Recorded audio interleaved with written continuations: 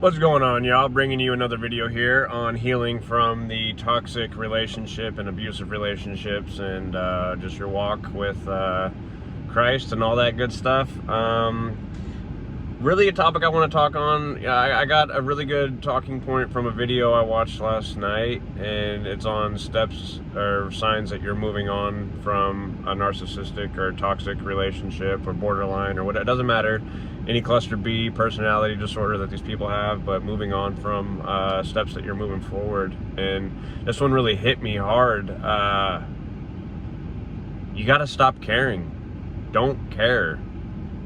Think how many hours, days, weeks, sometimes even months you've spent ruminating on this person, thinking about this person.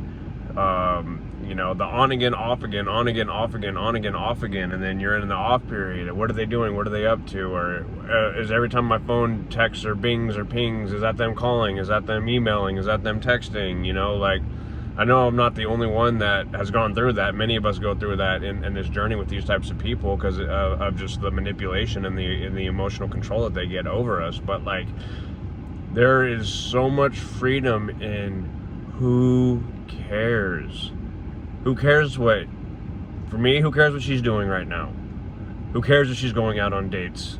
Who cares if she's talking to people? Who cares if she's going to bars? Who cares? It's not my problem anymore. It was my problem for 3 years, and I let it go. And I've, like I said, over 70 breakups. She's broken up with me over 70 times. I've broken up with her a couple times just because of how horrible some things that she's done, but she's always found a way to smooth talk her way back in. Love bomb, sex bomb, whatever bomb, bring you back in.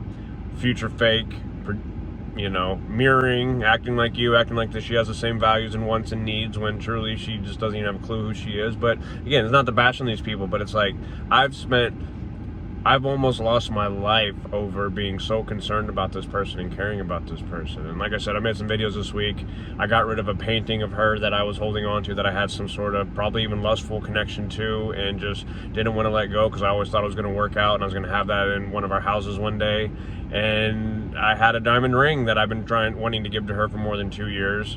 And I finally parted with that, and I've been holding on to that for more than 2 years, and I was 2 weeks out from proposing to her, and I took a huge loss on it, but I parted ways with it, and there was freeing and sorry, I'm just getting my coffee right now, healing and freedom in that. And but like, as each day goes on, and I know I'm making these videos because I'm kind of going back and forth, is I guess day 8 with no contact with her. Like, who cares? Who cares what they're doing right now? Who cares what they did last night? Who cares what they're doing tomorrow? That is not your concern anymore. They do not care what you're up to. They do not care what I'm up to. They don't care what we're up to. They only care when they want something or need something from us or want to be with us, but then when they don't, or it's over or whatever, they do not care. And even when it's not over, they really don't care. It's really all about them at the end of the day. But we, the kind, caring, loving, empathetic, compassionate people that we are, many times get put into the hero role with these people very quickly because they're victims, and they've been victims their whole lives, and their last ex was a crazy, and their other ex was a crazy, and they had this trauma and that trauma and blah blah blah blah. And you know, people like myself, you know, I'm a protector, I'm a provider, I'm a caregiver, I'm a lover, I'm a fighter.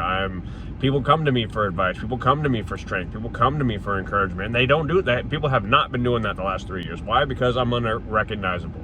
I completely gave myself away to cater to this person's needs, who really did not care about my own. How many conversations have you had with this person where can I not have, I can't tell you how many times I said, can I not have feelings and emotions? It's like, everything is fine as long as I completely agree with everything that you're saying. If I have any different thought, if I have a different emotion about it, if my emotions are hurt, if my feelings are hurt, if I just feel some type of way differently than you do, then there's a huge problem, and I'm a bully, jerk, get out, broke up, all this stuff. And it's like, we're not allowed to have our own feelings and emotions unless it's the feelings and emotions that are given to us. How is it these people, I don't know about you, but I can't tell you how many times I said, it's like, how are you in my brain right now?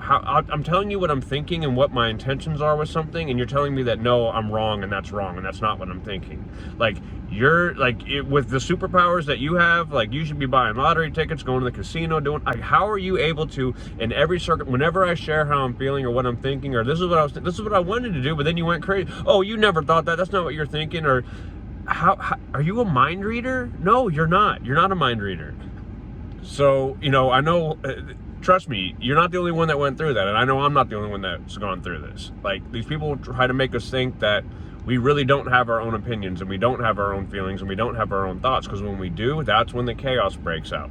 That's when they blow up and explode, or divert, or project, or flip it, or make you out to be the crazy one, or they just make you do something stupid, say something stupid. Reactive abuse, that is a very, very real thing. They mess with your mind, they twist everything and gaslight, and then you blow up, you explode, you say the thing you shouldn't have said, that you never would have said, but you've been through enough abuse that you finally reacted. Reactive abuse. But I'm gonna try to keep this video short because I know I can go on and on, but like, my message for today is, who cares? Who cares what they're up to? It's not your concern anymore. It's not your problem anymore.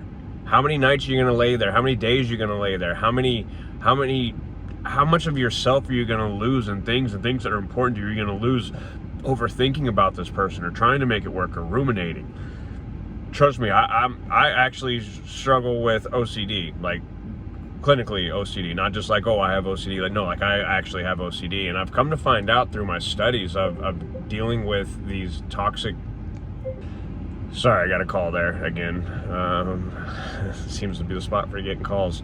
But after countless hundreds of hours of research, I've come to find that a lot of people that are on the abused side of these toxic relationships, and I'm abused. I know what people are gonna say, but no, but we were in abusive relationships with abusive people. Many of the things that we all go through, it's called ruminating. You're ruminating. What if I said this? What if I did that? What if it played out a different way? What if it were different this time? What if I did this or did that? And then you spent hours and hundreds of hours, thousands of hours thinking and just being all consumed by the what ifs and the what could be's and the maybes and the what, and those are people with OCD struggle with that for different reasons. And it's like almost like you have, I'm gonna call it, people have like temporary OCD in regards to these relationships and the way that they think about it and care about them and spend the time thinking about it. But so from also having understanding on how all that works, I just gotta say, my end-all be-all for today is day 8 of no contact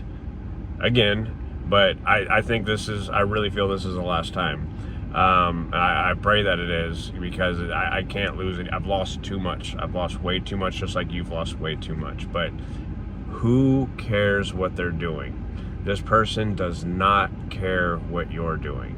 If they cared and they loved you the way that they said that they did or do, if they wanted to be with you the way that they said that they did, if they wanted to marry you the way they said that they did, have a family with you, all these things that they said that they wanted to have with you.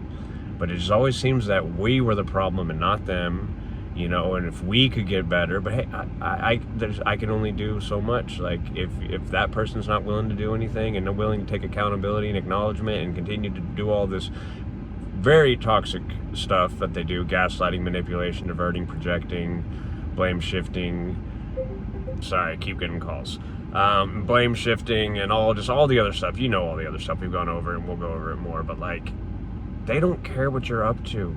They don't care what you're doing right now. They don't care if you're going out with somebody else. They don't care if you're not going out with somebody else. They're doing them, and they always do them. But when you're not talking, they especially don't care what you're up to. They could care less.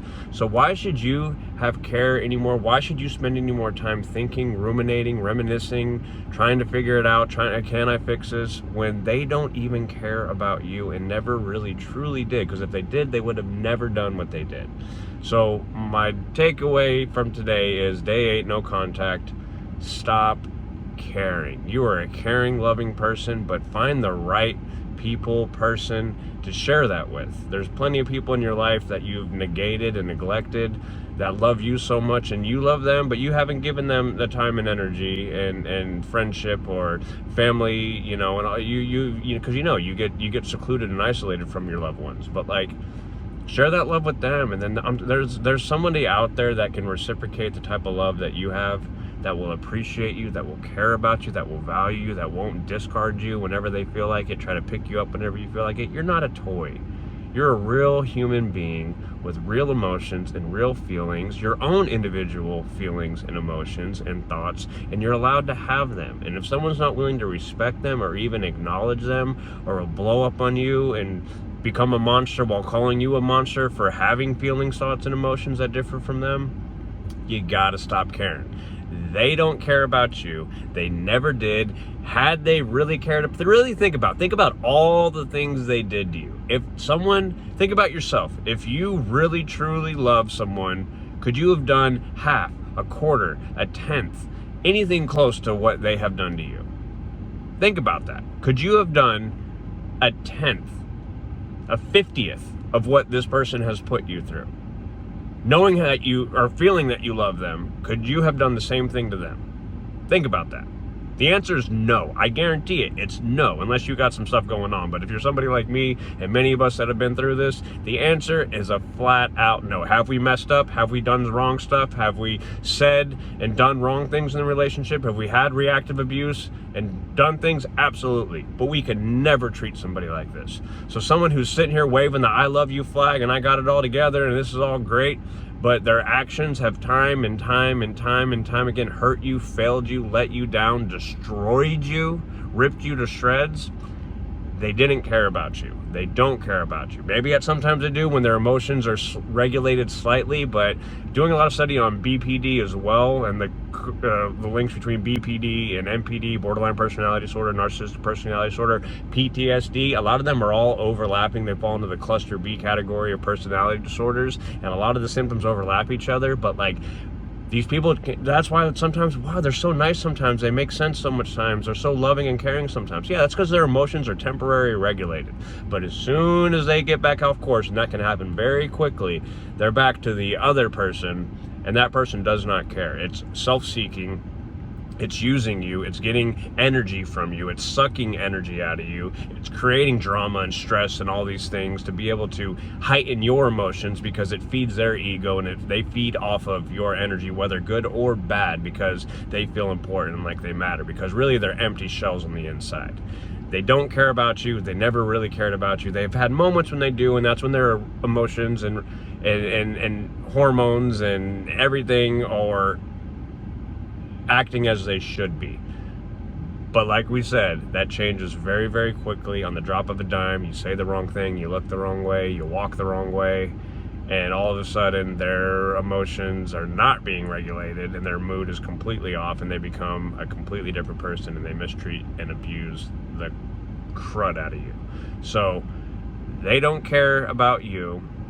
Stop caring about them. Not that it's good to want the best for people, but I'm saying you can't be obsessed or reminiscing or ruminating on what they're up to, what they're doing, what's next. You got to move on. You got to get healthy. You can do this. Christ is king. Seek after him. Get in his word. Man, I used to be so deep into all that, and I've fallen away from it, and that Bible will warn you about all this stuff, and I've fell far from it. Wasn't listening, but I'm on my road to redemption. I'm getting right with him. I'm staying away from this toxic person. That person doesn't care about me. I know she doesn't care about me. If she did, she would do different, but she doesn't.